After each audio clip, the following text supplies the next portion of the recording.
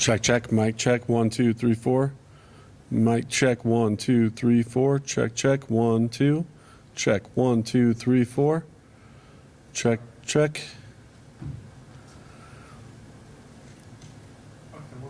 Check, 1, 2. Mic check, 1, 2, 3, 4.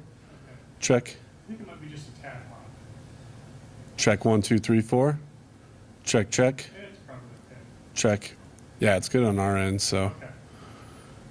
Check, 1, 2. Okay. Thanks, man. Yep.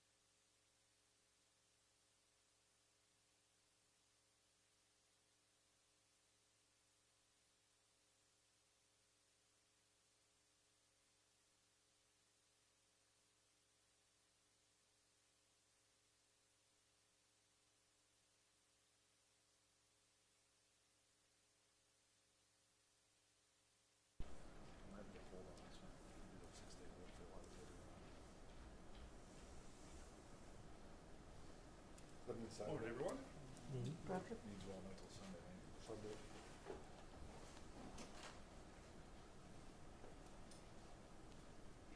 All right, going out, if it hasn't already, momentarily.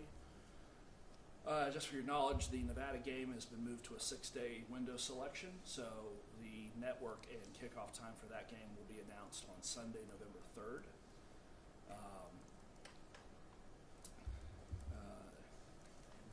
Basically no idea. I mean, it could be anywhere between a early 10 a.m. to a night kickoff, so no idea on that one. This week, obviously a Friday game, Friday night, 6 p.m. kickoff against San Diego State.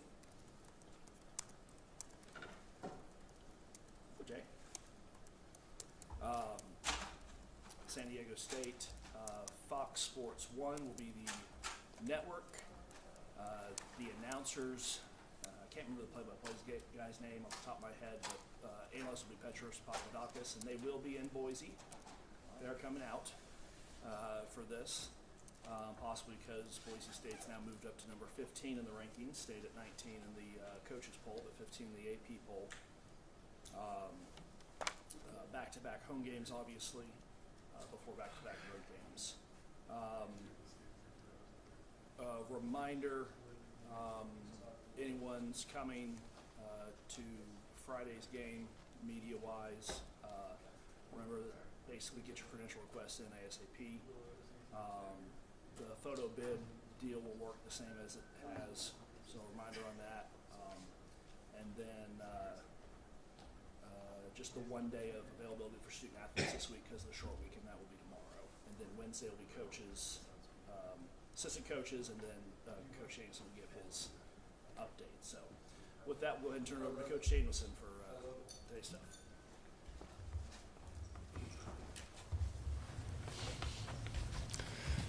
All right, how's everybody doing? Johnny stretching it out, good. Predator Ray Rock, Beach. Doing well. Vegas treat you well? Not as good on Sunday. Yeah.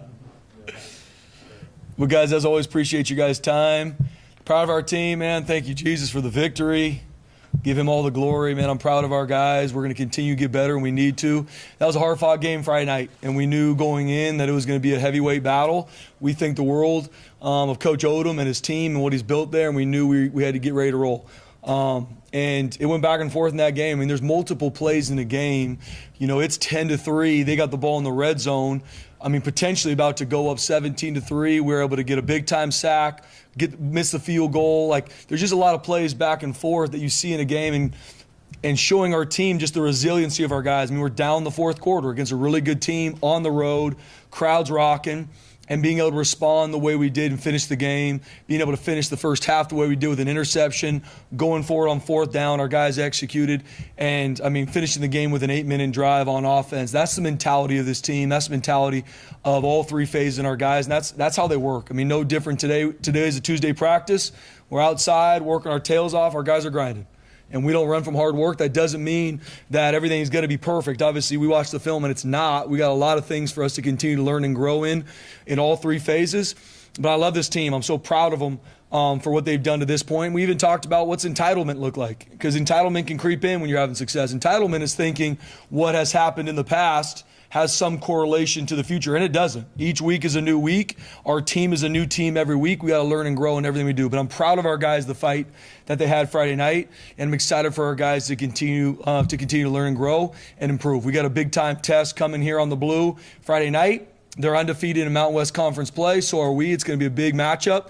And the last time the Aztecs were on the Blue, they beat the Broncos on the Blue. I was a part of that. And we can't let that happen, and they're going to have every right to come in here and beat us, and we got to earn the right to protect the Blue on Friday night. And so Bronco Nation showed up in a major way down in Vegas. When I looked behind me and I saw the sea of blue and orange down in Vegas, it brings tears to my eyes, the support we have from this community, from our players' parents, what this means to them. And I know on the Blue Friday night, Bronco Nation, this place is going to be sold out. We need you there early. We're going to stripe the stadium. We haven't done it in a while, so I know our fans will show up and be loud, and we need you. And we're all in this together. So excited where we're growing to. Got a lot of things to continue to improve on, and we will. You talked after the game Friday about the aggressiveness on fourth down, and you guys are one of the top 10 teams now in the country on fourth down conversion. What's your general philosophy really when deciding on whether to go for it on those fourth downs? Yeah, try and go in every game, and every game is different. Every game is different on, okay, where are situations that we're going to go for it? What are those parameters? If it's 4th and 1, 2, whatever, where is it out on the field? And that is my job as head coach, to go in with a plan. And obviously, just like anything, plans can change depending how a game is going, good or bad. And I've got to do a really good job evolving with it. But the testament goes to our players and the plan put together from Coach Cutter and our staff. I mean, the easy part is on me. Hey, we're going for it. That's easy. The hard part is going out there and executing. 4 for 4 on fourth down in that game. Monster plays in the game. And as our players going out there and execute, I mean, one of the catches that Matt Lauder had on the corner route on 4th and 2, I mean, big-time catch. He's getting draped all over by the defender, makes the catch. I mean, there's multiple plays in that game on fourth down that if you don't get those, we don't execute, who knows how that game turns out. And so all the credit goes to our players and the plan put together by Coach Cutter and our O staff, and having the confidence to be able to go out there and execute fourth down. Does that confidence increase as you convert them? Yeah. Absolutely does. The more we and execution creates momentum. Execution creates momentum. There's times in that game where the momentum, we lost it because UNLV executed. Our guys stood in the fight, kept swinging, had some execution, and we go on to get the momentum back. I mean, no different. We start the fourth quarter. We're down a score. First play, big-time explosive play to Cam Camper. Personal foul penalty, tack on another 15. Next play, execution to Matt Wagner. Big-time hit, lands, catch it. I mean, execution creates momentum, and that's what we're able to do in the fourth quarter. I'm proud of our guys. Are you more of a gut feeling kind of guy on those fourth downs, or do you rely on an analytical chart? I don't think I've Johnny, ever I'd asked say, you that. yeah, Johnny, I'd say both. We definitely work with analytics, and it gives me a really good frame of reference. But I got to evolve through the game. There's a lot of gut situations. I use the analytics as a frame of reference. Okay, what are the analytics saying here? And then what is going on in this game? Where's the momentum at? What was my plan going into the game in regards to these situations and when to go for it? So it's both, Johnny. It's using the book, the analytics, but also it's a gut feel. Because at the end of the day, however it goes, good or bad, it's all on me, and I got to be good with those decisions. Spencer, when it comes to that, like, I know you say, like, the guys are doing it in practice, but, like, there had to have been something that even preceded that, right? So, like, why was this so you know, it's really become a part of your identity, executing on fourth downs and things like that. So, like, what set that up before taking it to practice in that mentality? Yeah, I mean, even from January to now, Jay, I mean, looking at it, I know, you know, my personality, who I am, is, you know, I'm high energy, intense, passionate all the time, and I want to be on the attack. I want, when a team plays us, to feel like they are being attacked, not trying to survive. Like, I want all three phases. They're going to get our best, and that's no different for me as a head coach, to our coordinators, to our coaches. And so even from January to now, working through the plan, working through situational football in regards to end of half, end of game, fourth down, when to go for it. You know, a lot of these special situations we work through a lot so that when you're in them, you're ready for these moments. And a lot of it comes from, there's a lot of times that I have not done a good job in these situations. So I've needed to learn and grow And I'm excited where we're growing too. But a lot of it, like I said, the easy part is me saying we're going for it here. The execution is on our offensive staff and our players executing it in these critical moments. And on the flip side, I mean, our defense had a huge fourth down stop in the game. So it goes both ways.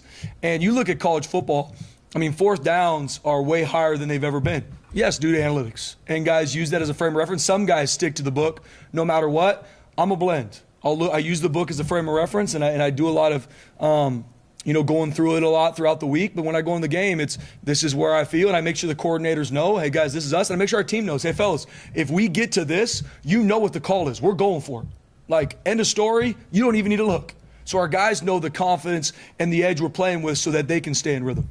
I don't know if you'll tell us or whatnot, but can you give us one where you said that, maybe the book didn't say it, but you were like, no, I'm confident in my team and I want to go for it? There's been probably a couple different moments, maybe in that game as well, Jay, at a couple. And there's been times where analytically it's this is a go here, and it's not for me. And I knew that going into the game. I knew that because of either how the game went or just going into the parameters I have. And so we punt the ball away.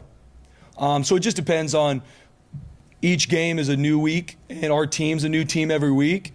And so I got to do a really good job throughout my prep to make sure as we go into a game that we're ready for those moments. But just like anything, I mean, if we go in that game and we're 2 of 4 on fourth down, everybody's telling me I'm stupid. That's the reality of college football. And I get it. And that's the razor's edge that I got to live on, knowing that when we make a decision to go for it, I got to be okay if it goes sideways too. And that's me evolving throughout a game with our team, having the confidence for us to go out there and execute. Defense, I mean, you look at times early in the season was getting criticized a little bit, at times second, big passing plays, whatever, and then you give up 10 points, 130 yards, first 2 drives. I mean, for them to block that in and only give up 11 points, that fourth quarter stop, the 6 sacks, 9 tackles for loss. I mean, what can you say about the defense? Yeah, I'm proud of them. We're continuing to get better, BJ, and we still got to eliminate explosive plays. I mean, in that game, there were 7 explosive plays that UNLV had against us. That equaled 240 yards in 7 plays. They had, 360 total offense, something around there? So you think in 7 plays? So that's how when we talk about eliminating explosive plays. That one triple option play, that was one of the top rep plays in practice. We didn't execute in the game, went for 71 yards. So we've got to continue to do a good job as a defensive staff and our players taking what happens in practice to a game. But what I am very proud of, to your point, BJ, our guys responding. Our guys responding. It was not perfect, but our guys responded, stayed in it. A lot was thrown at them on Friday night, and they stayed in it, stood together, and that was a really talented offense we knew we were going against. I mean, one of the top scoring offenses in the country, and I'm proud of our guys, and I'm proud of how they showed up to work today. Looking at San Diego State, a couple players stick out as far as amongst the leaders in the NCAA. Cooper, the running back, what makes him special? What can he do? And then Trey White, the defensive end, with 11.5 sacks. Yeah, I think first off, and I got to keep reiterating, I mean, this is a really good football team we're playing. I mean, they got a new staff. Sean Lewis has done a great job, and we know they're going to continue to get better. He's an offensive head coach, and even prior to the season now, I mean, we're looking at what he did at Kent State, what he did as the offensive coordinator at Colorado, what he's done this year, because they're continuing to evolve as he gets the majority of his offense in. And so we're going to make sure we're ready for all those scenarios. But they're getting better each and every week. I mean, you can see the trajectory of this team. He's done a really good job with them. I mean, they got Washington State on the absolute ropes. I mean, they're up big in the fourth quarter. And so that's a testament to who they are as a team. And we know we're going to get their best. They're undefeated in Mountain West play. At this point, that's all we look at. They're undefeated. They're coming to the blue. And I do put a premium on the fact the last time we played the Aztecs, they beat us on the blue. That cannot happen. I mean, that we put an absolute premium on protecting the blue, protecting our home, and we got to make sure that doesn't happen. Now, in regards to who they are, I mean, they got weapons in all 3 phases, including special teams. Obviously, Trey White, when you lead the nation in sacks, that's a big deal. That's a big deal. I mean, he's a sophomore, I believe, from San Diego. I mean, he's explosive in the run game, in the pass game. We always got to know where he's at. And they really play well together defensively. I mean, they're one of the top scoring defenses in the country as well. I mean, you look at whoever they played, they've done a really good job in regards to scoring defense. So we know they got DBs that can cover. They got a great front. They will create a lot of pressure on our quarterback. We got to be ready for that. On the flip side, offensively, I mean, Sean Lewis gives you a lot of different looks, and he wants to run plays as fast as he can. and you got to deal with all the space. You got to deal with RPOs, a bunch of different game plan run schemes. We're going to see they do a really good job looking at our what has hit us in the past, and we know we're going to see those plays on film. And their O-line coach, Mike, I mean, he's one of the best O-line coaches on the West Coast. We know him for a long time, and so we know they're very well coached. They're going to be ready to go. They had some guys that didn't play against Washington State. They will be playing against us, and so we're going to be attacked in a lot of ways. And their running back's one of the better running backs in the country. I mean, he's 5'8", 200-some pounds. He's extremely low center of gravity, very explosive runner. He's been a couple different stops, and he's good. I mean, we got to be ready to tackle one of the better running backs we'll see all year. Thanks, Zach. You've only been a head coach for 11 games still. Just how much are you still learning every single game just about being a head coach? I'm learning, great question. I'm learning every single minute. I promise you, I'm probably learning something from this press conference right now, and it's going to be no different. I mean, I am a firm believer that to be the best version of yourself, it's all about learning and growing.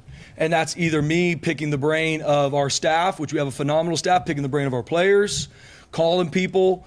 I do a lot of analyzing after a game and a game week of how's our operation, how is the messaging, where's the culture of our team, so I can learn and thrive because I got to be the best I can be for our team going into game 8 too. So I'm a constant work in progress, and I want to be that way forever.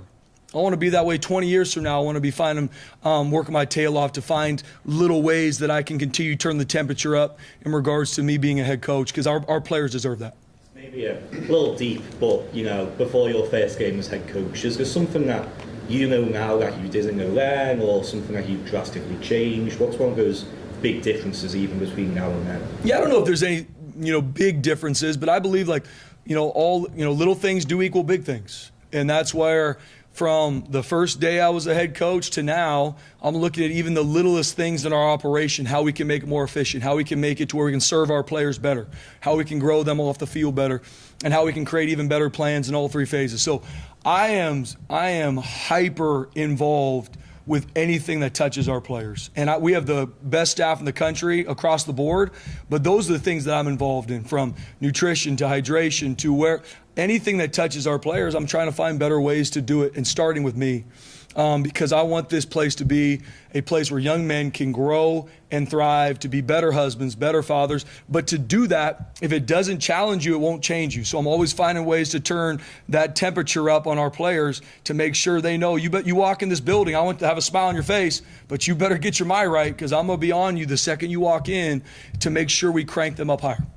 Spencer, with not to bring him up, but last year, whether it be Memphis or Colorado State or some of these games where you guys did not finish well. Mm-hmm. You guys are finishing well this year, and I mean, for the most part, you guys have won every fourth quarter. It seems like there's an obvious answer, I guess, with the man behind the podium. But what is the difference?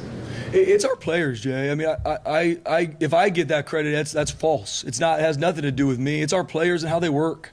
And to finish these games the way they're finishing now, and I know I'm beating a dead horse, but it just goes back to how these guys train from January to now to be able to finish everything they do, how they finish practice, how they finish meetings, because that's what we focus on. And they deserve the credit. I mean, there's no magic potion in regards to finishing these games or anything that I say that gets them to do it. It's they love each other and they put the work in. No different today at practice. And today's practice by no means was some perfect, easy practice. Our guys go out there and grind. And no different, we put a premium on finishing practice the right way. The last scout team period or the last period we have, we need your absolute best because in the fourth quarter, that's where championship teams win games.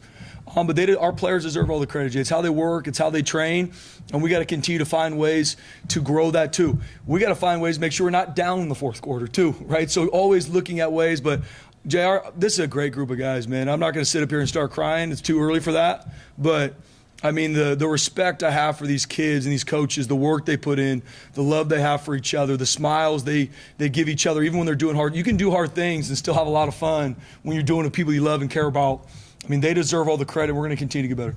Ashton obviously had to do it a different way on Friday night. And your thoughts on his performance and any concerns about that left arm, left hand, left elbow, whatever the hell's going on there? Yeah, Mike. I mean, Ashton's an absolute warrior.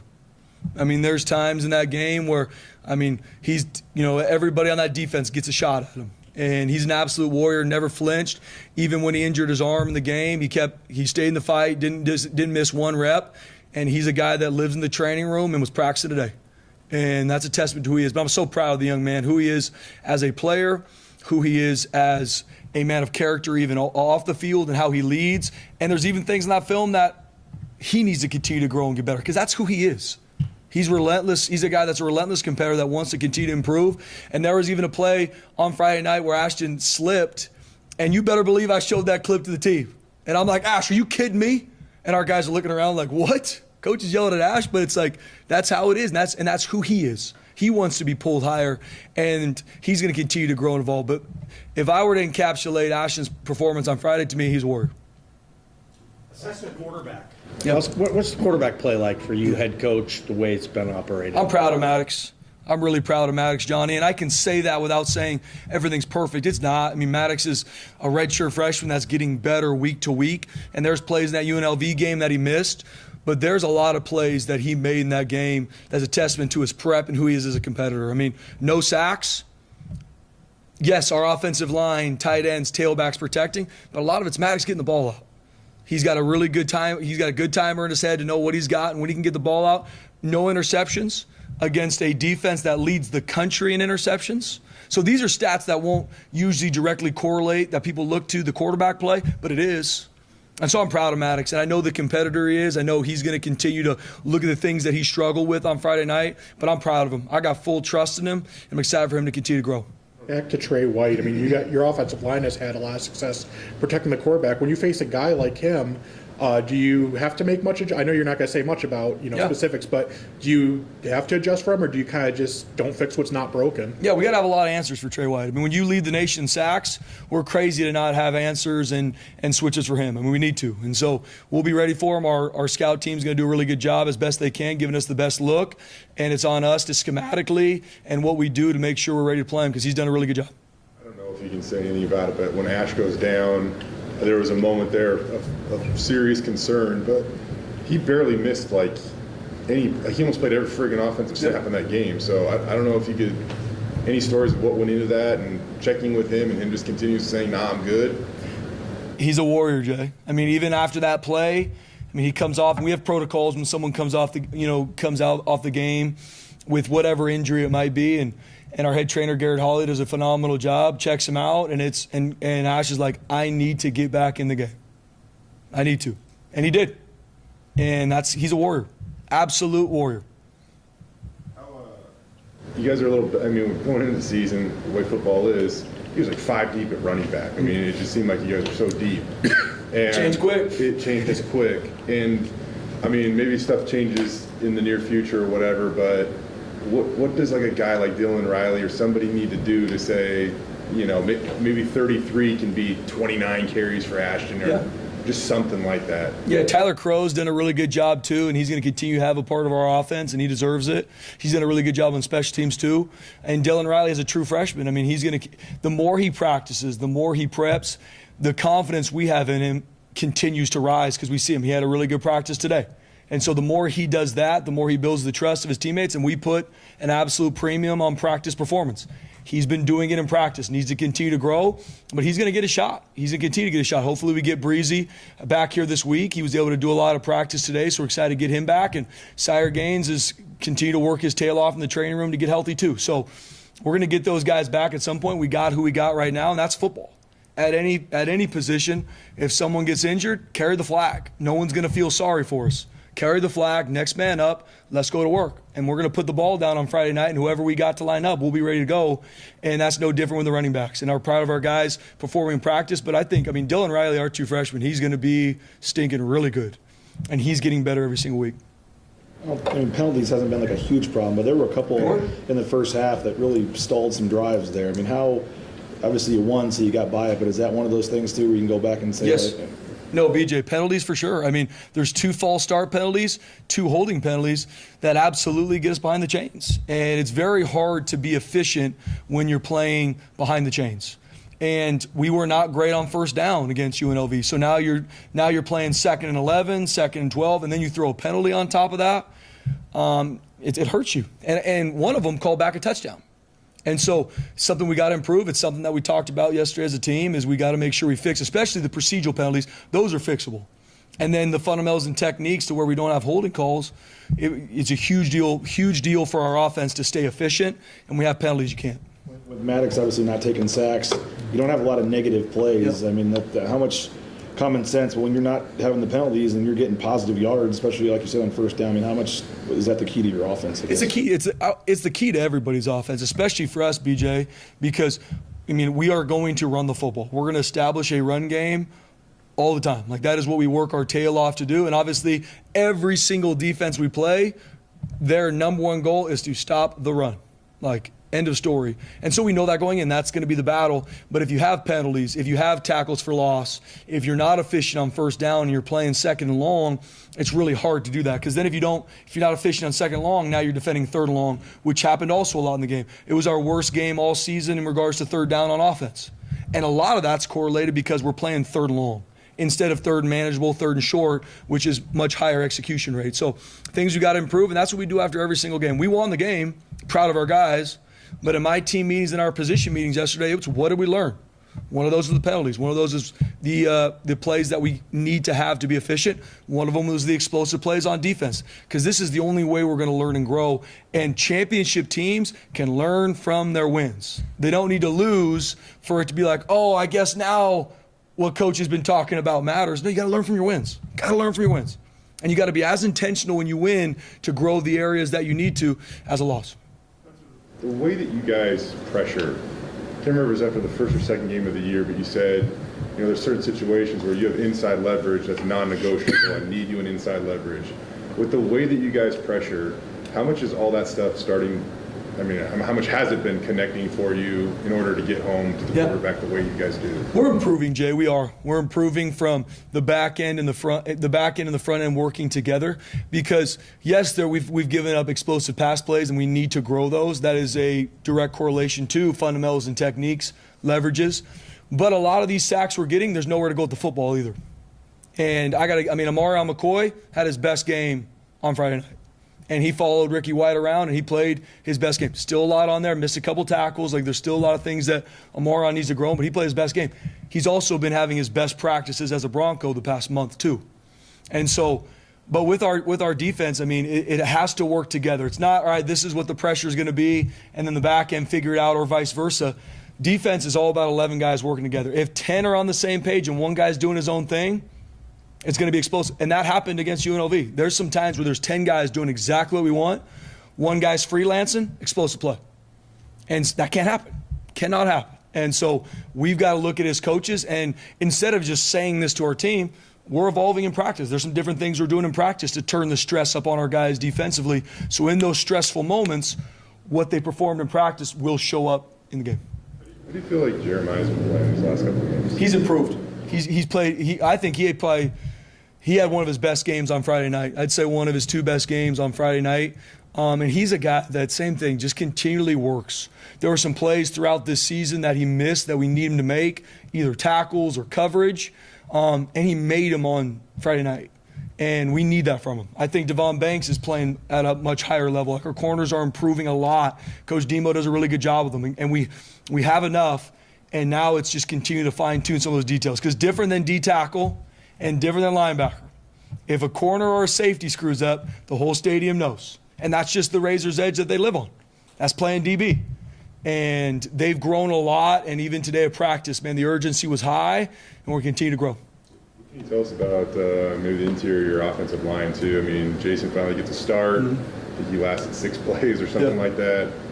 So you're back to Holmes, your right guard, you're down to third stringer there at times. Just kind of what was going on. Yeah, I mean, we play a violent game, and especially in the fronts on both sides, O-line and D-line, we play an absolute violent game, and it's next man up. I mean, it breaks your heart when guys get hurt or miss a little bit, but it's next man up. And our guys that jumped in that game worked their tails off and did some really good things, and we worked well together. We were able to establish a run game. Wasn't perfect by any means. There's some things we need to clean up. We're able to protect Maddox. And so I'm proud of those guys gelling together. I mean, when you got the senior leader like a Ben Dooley out there, I mean, Ben Dooley's an absolute warrior. I mean, what he does at practice, what he does in the games, and not by any means that Ben Dooley's perfect, But man, how he leads, how he's just relentless. Him and Cage on our left side. I mean, that's tough to deal with. And seeing our guys continue to grow and work together with a bunch of different guys rotating in, I'm proud of those guys, John. Coach Keene does a phenomenal job with our O-line, and it's next man up. We've got more than enough. And that's what I tell our coaches in every single situation. We got more than enough. Next man up, carry the flag. The standard is extremely high to play football for us, and whoever takes the field on Friday night will be ready. Jaden Virgin Morgan has had multiple sacks in 3 of the last 4 games for you guys now, and you talk about getting better every week. How much of an example of that is he? Jaden Virgin Morgan is playing his absolute best football these past 2 weeks. End of story. And I cannot be more proud of him. It's because he does it in practice. I mean, if you just take time to watch the entire game and watch Jaden, I mean, he's playing relentless. Hawaii and UNLV. Now it's our job as coaches to continually turn the heat up and make sure he doesn't get complacent, which today at practice he worked his tail off. So, but I got to give Jaden a shout out. I mean, he's playing absolute relentless these past 2 games. I mean, that double throwback in the game, if Jaden doesn't retrace on the quarterback and tip it, it is a walk-in touchdown. I mean, he could have bear crawled to the end zone. It's a touchdown. And Jaden, super savvy football player, saw the quarterback roll out late. He smelled a rat. He put his foot in the ground and was able to get a tip of the ball and turned out to be incomplete. But Jaden Virgin Morgan's playing at a very high level. Have you noticed opposing defenses kind of focusing more on him, whereas opposed to the beginning of the season, they might focus more on Ahmed? Yeah. Well, now you got to kind of pick your poison because Ahmed's playing at a high level too. So you can see, I mean, we're putting guys in conflict. Then our D tackles are doing some good things, and Coach Chins will blitz people from everywhere. I mean, corners, safeties, they're coming from everywhere. And so it's both sides. I mean, Jaden and Ahmed, I'm very proud of how they played. But now we still have to continue to grow on how we finish on the quarterback. We had 6 sacks. Fellas, we probably missed 7 in the game. So we have to improve that. We're going to continue to see mobile quarterbacks. We'll see 2 real mobile quarterbacks against San Diego State. Yeah, maybe the most important question. What's the plan for Halloween? It's the day before the game. So what's the plan? Are you going to get your coaches out of here for a couple hours, or how's that going to work? Jay, we got to figure it out. We'll work through it. We'll have our normal pregame stuff with our players. And when our players go to the hotel, our coach will have time to go trick or treat with their families, and you need that. You can't miss those moments. And we got a bunch of our staff have young kids, so trick or treating is going to be full force. I know my daughter's little Rosie is going to be a tiger, and Ellie is going to be a rainbow unicorn. And so I don't know what I'm going to be. I'll probably show up Thursday night and Rachel will say, wear this. I'll be like, are you sure about this? But you can't miss those moments, man. I mean, we got to be husbands and fathers, and that's also how we lead to show our players what it looks like too. But we can't miss those moments. And we'll find a way to get some time with them Thursday night before the game. Best Halloween outfit when you were a kid? Oof. Man. It had to be somewhere on the lines of like a Peter Pan or I probably was some sort of cowboy with some guns. I can't think of one that I know this is a couple years ago, maybe 2019, and our Rosie wasn't born yet. It was Ellie, or sorry, probably 2021, and Rachel, we were essentially the donut people. So Rachel wore a big donut, our little Ellie wore a big donut, and my wife brought me a Krispy Kreme hat, and I wore a donut as I'm walking around the neighborhood. It was embarrassing for me, but I was smiling and laughing, and that's what it was.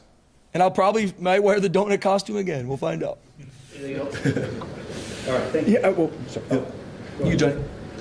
I know how close you are with Scott Matlock and how exciting it must be. I mean, he had a sack and a reception in an NFL game, and he's one of the most popular players on the team, and he's just like this folk hero. Like, how cool is that for you? Oh, man, I adore Scotty. I love him dearly. I mean, he's family to me forever. And seeing what he's doing now in the NFL, I mean, that's who he was at Boise State. And so when he went to the NFL, and when I talked to the scouts, Charger scouts or guys that are around him, like, man, Scotty's killing, he's everything we want. I'm like, that's who he is. That's who he is. That's how he works. That's how he is as a teammate. That's how his habits are. And so seeing him do it on the biggest stage in the NFL, it's a testament to his work and who he is. But I love Scotty. I mean, the best is yet to come for him, and I think the absolute world of him. All right, thank you. Thanks, guys.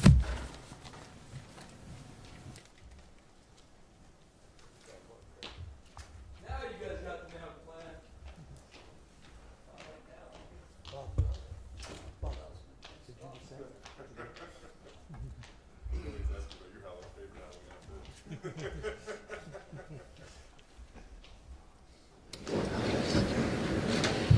Right. That 8-minute drive, how did it come together? Your thoughts on looking at it, and that essentially won you guys the football game. We were just fighting for survival. I was thinking we needed to score a touchdown. So, we didn't, until we got across the 50, we weren't even really thinking that much about the clock with that, just the way that game had gone. We'd been up, we'd been down. So I was thinking we needed to get points. With a 5-point lead, I was thinking we could at least make it to the 35-yard line. That's roughly the line we're shooting for field goal range. And so that you don't ever start off with 8 minutes thinking you're going to kill it. I mean, it just doesn't happen. How impressive was that, though, to be able to do that and not give it back? Yeah, again, the way we finished getting down the 75-yard touchdown drive and then the 8-minute one at the end, you're not thinking of it like that in the game. You're just thinking of what do we need to do to get the lead or to get, above a one-score game. And, credit, we made the plays we needed to make. That wasn't always the prettiest execution by us on offense. They have a good defense, number one. But we made the plays we needed to make. Closing it out with a 4th down conversion, your 4th of the game, just how much confidence do you have in that unit to convert those, and what goes into just kind of deciding when to go for it and when to kick? Well, Coach D, that's Coach D. Coach D's, he's working his analytics, and him and Dimitri got their Encyclopedia Britannica book out there that they're looking in. We go over all those situations, and Coach D's been doing a great job of letting me know at the start of a drive, mid-drive. He's always telling me what the go number is. So, I'll be honest, I'm scared to death every time it's 4th down, but that's football. That's what we live in these days. It's an analytics world, and Coach D's handling it great. Is that mostly his call, or do you kind of chime in? No, that's his call all the way. Yeah. To go, knock on wood for you there, but you guys have converted 9 in a row on 4th down. Like, what does it take to have that consistent success in such a high pressure down? Well, I'd say in this last game we needed to be better on 3rd down. We had our worst 3rd down game. Again, credit UNLV's defense for that. The other thing is we were behind the chains a lot. We had more 3rd and longs. The way we break it up, 3rd and short, 3rd and medium, 3rd and long, 3rd and extra long. We were in 3rd and long and 3rd and extra long the most we have been all year. And the longer it gets, the lower your percentage of converting. We got behind on a couple penalties in the first half. We had a couple of procedural penalties. So let's start it with not getting behind the chains. Let's not get in 3rd and long. If we do, the fourth and short is the new 3rd and short in the analytic world. Once you get to that thing, and that's that point on the book. And I'm happier when we're not in that situation. Maddox has been. You look at his numbers on 4th down. He literally has been nearly perfect. What is about him on 4th down? And then he jokingly said after the game when you first saw him that he didn't know. He said that you didn't know whether to hug him or punch him at times. So your dynamic. In your he shouldn't be sharing that stuff. I say some crazy things to Mad Dog sometimes, and he shouldn't be telling everybody that. But Mad Dog has a unique ability to make the play that needs to be made at the right time. I have very high expectations of that kid. I have a very high standard for that kid. So he still hasn't played his best. He's going to play better. I know he will. But he played pretty good at times. He makes plays you don't expect him to make. Like, we didn't have it dialed up for him to go on the 40-yard run to set up the first field goal. We didn't have it dialed up for him to run the 8-yard touchdown in on 3rd down. Those are plays he's making above and beyond the call of duty. So we trust that guy a lot. We trust him to make the right decisions at the right time, and in this particular game, he did that. When Maddox said that, I had a little Bart Hendricks flashbacks, and he ended up being the 2-time conference player of the year. So how would you describe your relationship with Maddox? I trust him a lot. He's sharp. Like, I can talk to him the same way that we talk in the offensive staff room with the coaches. I talk to him like I talk to the coaches, and Mad Dog's one of those guys that you can tell him something once, and he not only he gets it, but he remembers it at the right time, because we only get these guys a certain amount of time during the week, and there's a lot of there's a lot of what ifs every week. Like, what if they're in this? What if they're in base defense? What if they're in nickel defense? What if it's a blitz look? There's a lot of what ifs, and we can only practice so much stuff, so we have to cover a fair amount of it in meeting time. And he sees stuff on tape, he can retain it. He hears stuff in meetings, he can retain it, and then not only retain it, but then the ability to make the play when we need it. What do you Just see with all of the analytics in the game nowadays? It's analytics are telling you to go from fourth or not go for fourth. Do you like that, or do you prefer just going with your gut? And I've come to like it more. I used to hate it. I hate it that you guys know all about it now, because then everybody says, well, the book said, and the announcers say it, you guys say it. Like, if you guys knew what the book really said, the book is scary, man. The book is like, you hit the 50 and it's like, go for it on 4th and 12. And I'm going, 4th and 12? You got like about a 15% chance to get that. So I just think the days of doing it by the gut are pretty much over, and that's why Coach D's the head coach and the right guy for the job. we're saying that, Coach D, he's only coached 11 games. Just what's it been like for you working with a new head coach? Oh, he doesn't, he doesn't act like a new head coach. I mean, he's got a good handle on it. I've told you guys before, he's the right guy for the right time for how college football is. And I mean, he handles himself great. So that's no problem with that at all. Madsen not taking sacks. How important is that in terms of not getting behind the chains and things? Yeah. Let me put that in perspective. There's some crazy numbers out there. Our first offense, in however many games we played, we have 4 sacks with our first offense. Our defense has 36 sacks. 4 against 36. That's crazy.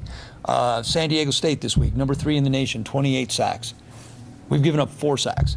Now, our O-line does a good job. Ashton Genty, any NFL scout that was worried about his pass pro, turn on that last film, because he pass pro'd his tail off. Our tight ends, everybody's involved in pass pro, but we would have way more sacks if Mad Dog wasn't doing such a good job getting the ball out, deciding when to run. 2 of those 4 sacks were 1-yard losses that he started running up in the pocket, and he just, he got caught. So the 1-yard 2nd and 11 versus the 10-yard 2nd and 20, those make a huge difference in being behind the chains. And I know you had some penalties in that game, but for the most part, you guys don't have very many negative plays. I mean, how does that? It's common sense, I guess. But when you're not in 2nd and 12, 2nd and 13, it's huge. Often. No, it's huge, and you're right. We don't have very many. We don't have very many penalties. So when we do, we had 2 holds and 2 procedures.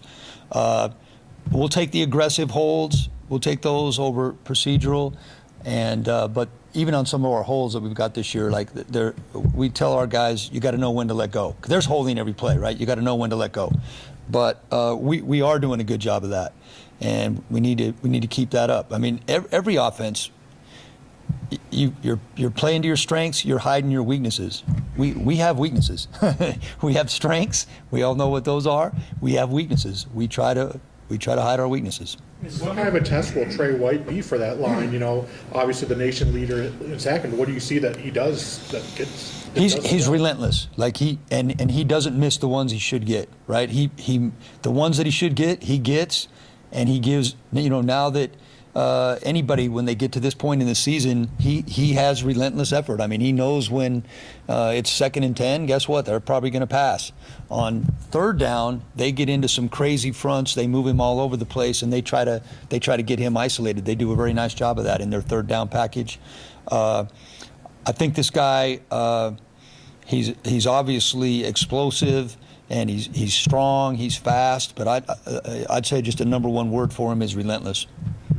Give us a little perspective on what UNLV, how focused they were on Ashton.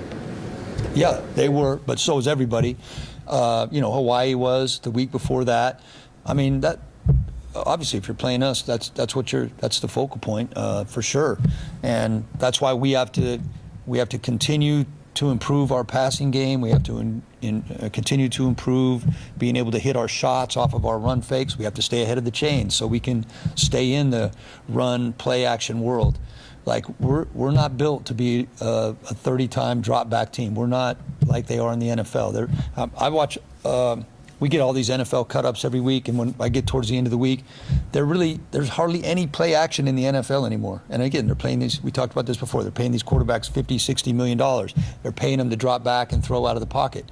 We're not built that way. That's not the way. That doesn't give us the best chance to win. I'm not saying we can't do it, and there's going to come a time where we're going to have to do it. That's just not our best chance. So often how impressive Ashton is because he's got 259 yards, but how impressive were those 128 he had on 33 carries? Yeah, no, we're all spoiled on.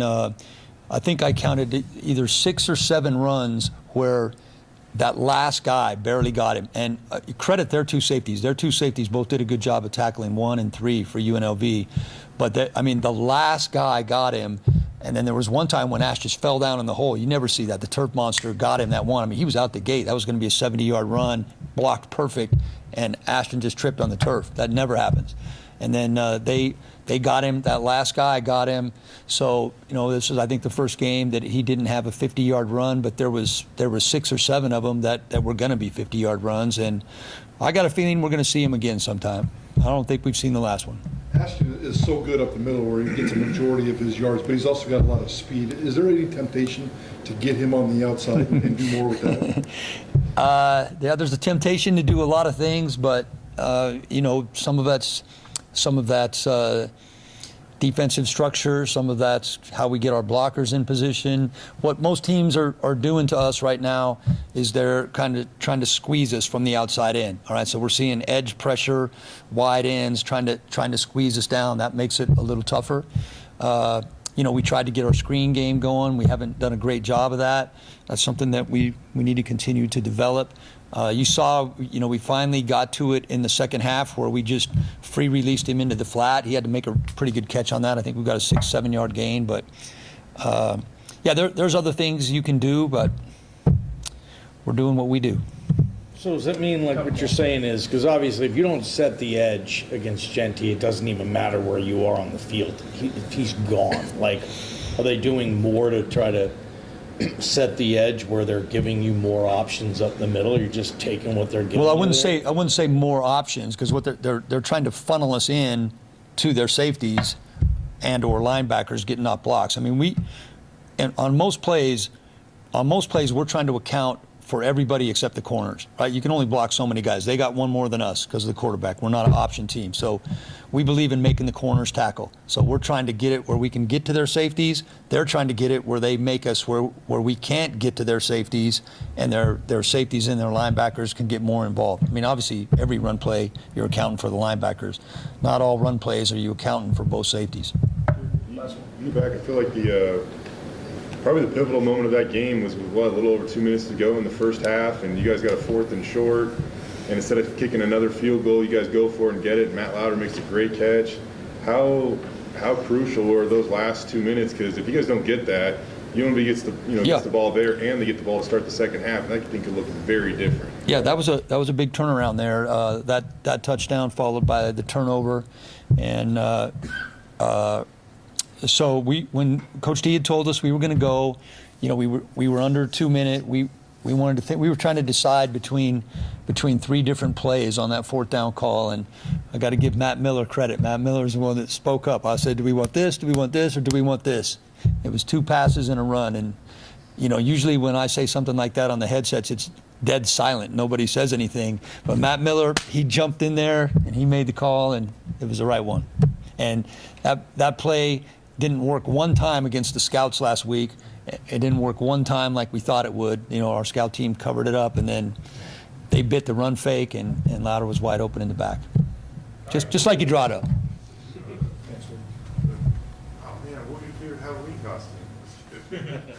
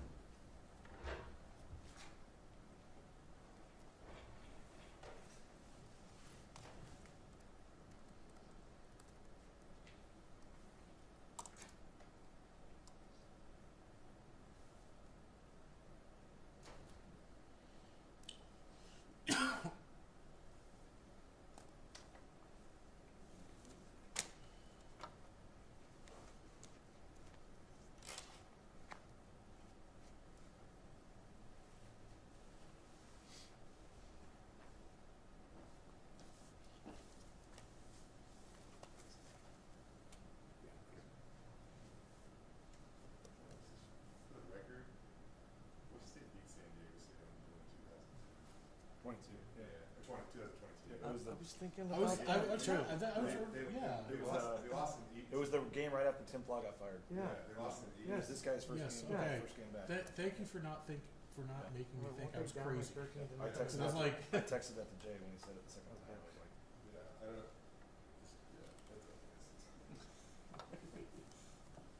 whatever fires a team up. You know? Yep. Mixed up with Fresno? Yeah, they lost in 2018 to him, but 2022 was. Fresno won here in the championship. yeah. Both red California teams, though. Yeah. I know people want to forget. The leading passer in that game was Sam Vidlak, by the way. When they beat San Diego State. Where's he at now? Huh? We caught a deep pass up the middle in that game that sparked the found spark Boise State's offense. Cole Wright? No, Well, that's a good. That's this is not a bad one. That was New Mexico. Thank you. Yeah, what's done in the dark will come to light. 2022. The real will prevail. Billy B, Billy Bones. That's right. Speaking of Cousin was like, oh, maybe this is it. Maybe this is Billy B. Yeah, Sam Vidlak, 78 yards, I think, was the defense. he's at Stephen F. Austin now, isn't he? Yeah. Yeah, like, that's like his what, fourth, fifth school? Like, Doing okay. yeah. I think he's having a good year.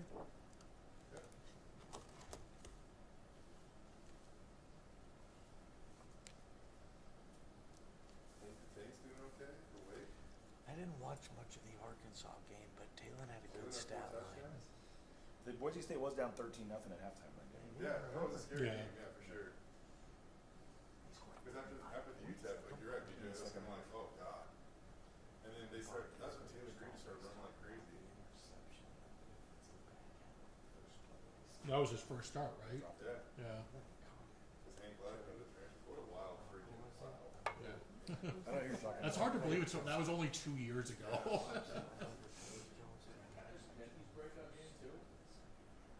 In this game? I just San Diego State. I don't even think Fresno State too that year, which was right around there.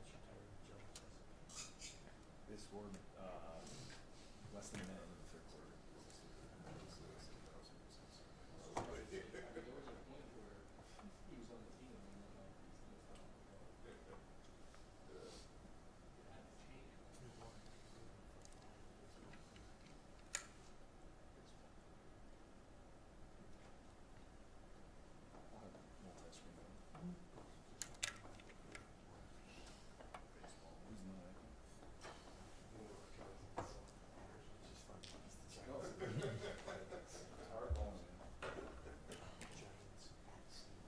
What are we doing, guys? Questions? After those first two drives, they get the 10 points, 130 yards. They're moving the ball pretty good. Just after those first two drives, how impressive was your defensive effort? Yeah, I thought the guys did a really good job settling down. Obviously, gave up some plays early that we did not want to give up. Some of those, I think I can help the guys with a little bit more, creating some more stimuli in practice, putting some more stress on guys. They did a nice job. They showed us a couple movers and shifts early. A play that we had seen a bunch, but a move and shift. So just getting everybody settled down, playing their keys, communicating pre-snap, urgency in the pre-snap. Then I thought the guys settled in and played a really good rest of the half. Is it a philosophy or a mindset, with the sack numbers you have, to maybe be more prone to giving up deep passes? I know you don't ever want to, but maybe philosophically, defensively, with who you blitz and whatnot, yeah, like you're going to give up more deep passes than most teams. Yeah, it's kind of weird if you look at the numbers, right? Like based on explosive passes. Like we're sitting pretty good as far as the numbers concerned. The problem with ours has been when they've been explosive, they've been really explosive, which is the part that we've got to get fixed. And some of those are some tackling issues and those kind of things. But to your point, you do void some zones every once in a while. You put some guys in some man-to-man coverage when they are bringing some pressure like that. The one Alex Tubner had, the deep ball, like they had a better call right there than we did. But with that being said, Tubes can make that play. 9 times out of 10, he does make that play. That was the one time he didn't. But they had a really good call on that play. And you will give up some things in some zones that are not there. But we would like to decrease those explosive passes.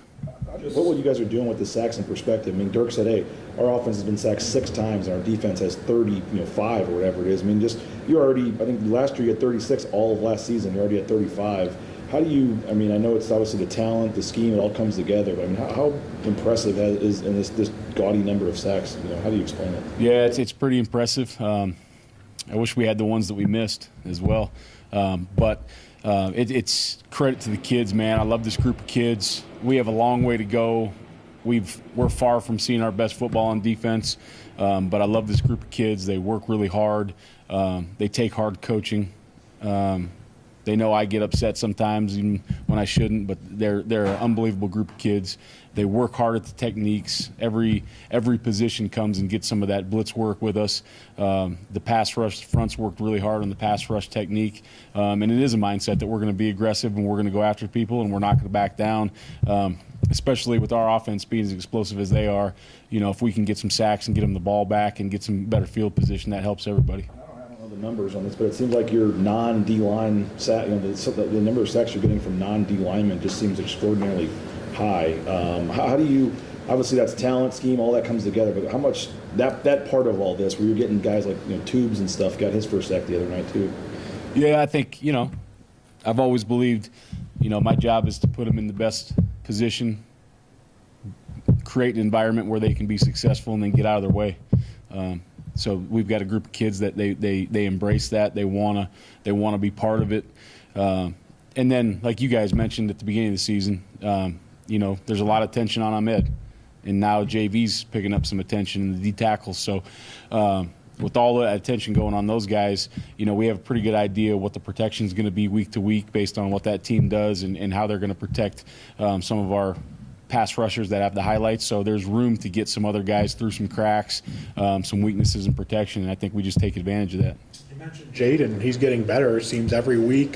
Just that 1-2 combo with Ahmed, just how dangerous is that? Yeah, I mean, when you have 2 edge guys that are really going, obviously it's much harder to defend than when you have one. So, even though there was some flaws in what happened last week, I think Jaden Virgin-Morgan has played his best football the last 2 weeks. Amarion McCoy played his best football last week. So guys are getting better and guys are practicing better. I think that's the main theme. Like the guys, and it pops up every week, the guys that practice really good seem to have the best games. And the guys that don't practice as well, whether they're injured or otherwise, they don't have as good a game. So Jaden Virgin-Morgan, Amarion McCoy, they practiced really well last week. They played really well. What was the game plan on Ricky White? That was the worst game he's had in a month. Yeah, once again, we dedicated a lot of hats to some run game because I thought they had an extremely good run game. Amarion McCoy did a really, really nice job when he was alone on him for a lot of the night. And then we had some things in some passing downs that we were going to try to take him away, at least disguise the look pre-snap so that the quarterback was going to look away from him. But I think the kids just did a great job again, and I was proud of the effort they put against him because I think he's a fantastic player. You mentioned McCoy a couple of times. Just what can you say about him and the rest of the corners, just their improvement across these last 7 games? Yeah, I think that group has improved every single week. Another guy to mention, Devon Banks is playing his best football. He's played really well on special teams and on defense. Jeremiah Irby's growing every single week. He's played really good football. So proud of that group. Really thankful for Coach Warren. He's really done a nice job with that group the last few weeks. Year, using Andrew as a pass rusher, and even this year for that matter too, but on that pick he had, like how much of a little change-up was that for him to drop, and how good of a play did he make on that ball? Yeah, really proud of Andrew for that because obviously he's a known pass rusher, right? And he gets to drop in that one, probably something that he's not fired up about. I'm sure he wants to go get the quarterback. And that was a technique that had been not executed properly by him earlier in the season, and it cost us a little bit. He worked very hard to get that technique executed. He practiced really well last week as well, but he worked really hard to get that technique executed, and it was a huge play in the football game. He was kind of a step ahead, though. I mean, like the way that he broke on that ball and was reading eyes or what he was doing there, though. But yeah, I mean, to get it at that moment too was just massive for the team. It seemed like. Yeah, and Andrew, you guys have seen him play for a long time. He's a natural football player. He's got natural instincts. So when you combine that with the proper technique, just good things happen. And unfortunately on that one, I think Tubes got his 15th tackle of the game, or else we might have had the first defensive touchdown. With Shea, I don't know what his batting average is when you send him, but he seems to be getting home whenever he gets the ability, it seems like. Yeah, he's an explosive player, and I think the combination of you're bringing some boundary pressure, you're bringing some field pressure, you're bringing some up the middle. Those quote unquote unknown rushers, they're all becoming a little known now, but those unknown rushers seem to have a way to get home. But he's slippery enough, and he can accelerate really quickly, so he's hard to pick up in protection. Like how many different guys that you kind of sent or whatever, and I mean like. I don't know, I'm going to guess that UNLV was pretty much guessing the whole night with who was coming from where. How much did you find yourself in a little bit of a groove in the buttons you were pushing at times? Once again, I think there's probably like 3 times a game as a defensive play caller where, like, when you call blitz, like, it can get picked up, it can get home. When you call one into a boot from the field, right, that's when, like, okay, you called the right call. That's like 3 times a game. The rest of the time, there ain't no magic. The magic is in those kids. And they execute, they operate, they do what we ask them to do, and they believe that it's going to happen when we call those pressures. So it's about them. What kind of challenge is Cooper, the running back? Yeah, I mean, I think he's a really good running back. We've seen some good ones this year. Obviously, we see a really good one every day in practice, but he's a really good running back. Hard to bring down, good contact balance, shifty. He's going to be a challenge. In terms of how physical Tubner plays, how heady he is out there, you just got like a fun story about what he's doing in game or his communication with you or anything that just shows the level that he is at? I don't know about a fun story, but I will tell you this: like when we tried a lot of green dots just to experiment as the new rule was coming in, and when Alex has the green dot on, like sometimes as a matter of fact, I might information overload him, but I feel like I can. Experimenting through the year, I can give him a ton of information. Other guys, you can't. They need what they need, and they need to go play. Alex can digest all that information. He's unbelievable football player. He watches more film than a lot of coaches. So he's exactly what you want to coach. The physicalness, sometimes I wish he wouldn't be so physical. I see the time, like, please get up from that one. But it's fun to watch. And the way that you guys see him on Saturday is how he is on Tuesday and Wednesday and Thursday. Like, that's just how he is every day. I think there's just some players, like, you just enjoy watching, right? How much you enjoy watching him play football? I love watching him. I love watching him practice football. I get to see a lot less than you guys do on game day because I'm watching sometimes where I think the ball's going to be or formational stuff, and I don't get to see everything, but I really like to watch him practice football. You brought up Jeremiah Irby real quick, and I mean, just he kind of got off to a rough start this season. So to see him like have some resiliency and start to fight back and find his footing here these last couple of games. Yeah, Jeremiah, he's just a guy that he got banged up a little bit in fall camp. He's fought his way back. He's rehabbed his butt off. He's great to be around. He's got a great attitude. He's got a smile on his face. He works hard, and he's just gotten better and better every single week. I think if he'd have been 100% healthy, you'd have seen a different Jeremiah Irby at the beginning of the year. Now he's back, and I think that he's only going to keep growing as we continue through the season. Kind of a fun one here. Boise State on offense is 9 for their last 9 on 4th down. As a defensive guy, what would that do to you? I mean, that's like the worst. Fortunately, we've been pretty good in short yardage this year, but defensively, like that's the down you don't want to be in. like 4th and 1, they got a great we have a great offensive line. We have Ashton Genty. The sneak's always available. You sell out for that thing, and Dirk's shown some ability to throw some, movement passes. That's a nightmare.